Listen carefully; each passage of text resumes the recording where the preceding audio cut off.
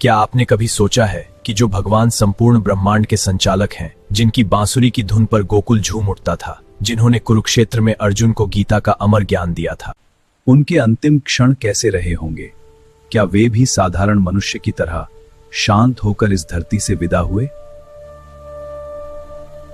आइए इतिहास के पन्नों को खोलते हुए उस समय में चलते हैं और जानते हैं भगवान की दिव्य लीला। महाभारत का युद्ध समाप्त हुए कई वर्ष बीत चुके थे। हस्तिनापुर में धर्मराज युधिष्ठिर राज्य कर रहे थे। द्वारका में श्री कृष्ण अपने यदुवंश के साथ सुखपूर्वक निवास कर रहे थे। सब कुछ शांत था, पर समय का चक्र अपनी गति से चल रहा था।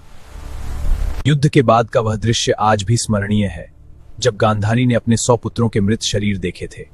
शोक से व्याकुल होकर उन्होंने श्री कृष्ण से कहा था, हे वासुदेव, आप चाहते तो यह युद्ध रोक सकते थे। जैसे मेरा वंश नष्ट हुआ है, वैसे ही आपका यदुवंश भी नष्ट होगा। सभा में सन्नाटा छा गया था, पर कृष्ण के चेहरे पर गहरी शांति थी। उन्होंने सिर झुकाकर कहा, माता, मैं आपका श्राप स्वीकार करता हूं। कृष्ण जानते थे यह भी समय की लीला है।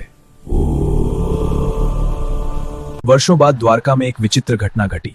कुछ यदुवंशी युवकों ने ऋषियों का उपहास किया। उन्होंने सांबा को स्त्री का वेश पहनाकर ऋषियों से पूछा, बताइए, इसके गर्भ से क्या जन्म होगा? ऋषियों ने क्रोधित होकर कहा, इसके गर्भ से लोहे का मूसल उत्पन्न होगा, जो तुम्हारे वंश के विनाश का कारण बनेगा। श्राप सत्य हुआ। एक लोहे का मूसल प्रकट हुआ। भयभीत होकर यदुवंशियों ने उसे पीसकर समुद्र में फेंक दिया, परंतु उस मूसल का एक छोटा टुकड़ा बच गया। समय बीतता गया। एक दिन समुद्र तट पर यदुवंशी एकत्र हुए।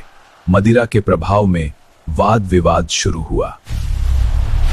अचानक किसी के हाथ में वही लोहे का टुकड़ा आ गया, जो घास के रूप में उगाया था। क्रोध बढ़ा और देखते ही देखते भाई ने भाई पर प्रहार कर दिया। वह घास मानो वज्र बन गई। कुछ ही समय में पूरा यदुवंश आपस में युद्ध कर नष्ट हो गया।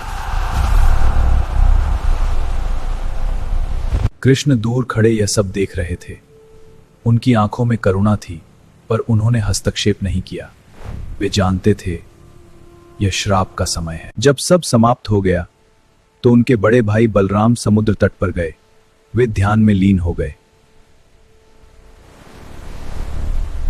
धीरे धीरे उनके मुख से एक श्वेत दिव्य सर्प निकला और समुद्र में विलीन हो गया। बलराम ने अपना शरीर त्याग दिया। आगे की कहानी जानने के लिए हमारे चैनल डिवाइन टर्बो टेल्स को लाइक, शेयर और सब्सक्राइब करना न भूलें।